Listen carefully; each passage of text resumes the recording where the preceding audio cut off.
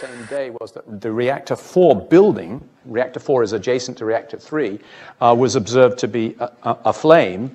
And this was sort of at the same time that radiation levels were increasing further. There was a lot of suspicion that this fire was in the spent fuel pool.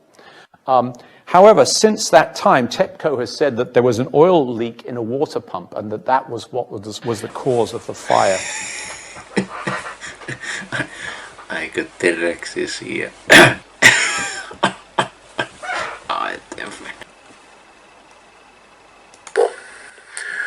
Well, this picture's undated, but when it was taken, it clearly shows that there's no water in the pool.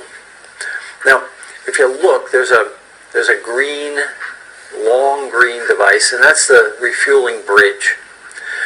Normally that glides along on rails above the pool, and the pool is that crystal clear water that you normally are used to seeing.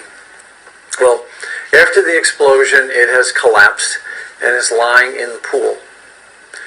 Now, between seconds 33 and 37 on this video, you can see little boxes. And the little boxes are just to the left of that green bridge. The boxes are in air. Those boxes are the top of nuclear fuel racks. They're supposed to be under 30 feet of water. They're not. Now, what that means to me is a couple things. First off, the top of the nuclear fuel is exposed. Perhaps all the nuclear fuel is exposed, but certainly the top is. You can see steam coming up, but not from the top of the fuel. Down further in the cavity, there's steam coming up. So the water that they're spraying in is hitting the nuclear fuel and creating steam, but it's not filling that swimming pool. Now, the water has two purposes, cooling, but also shielding. So that means that the nuclear fuel is unshielded. That emits gamma rays. The gamma rays go up into the sky, bounce off of air molecules through something called sky shine, and rain back down on the site as a background radiation that's much higher than normal.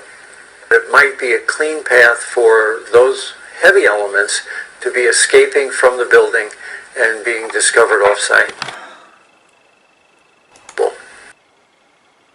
Decided here that those fuel pools are the same. Somehow that fuel pool and this fuel pool can magically exist inside of this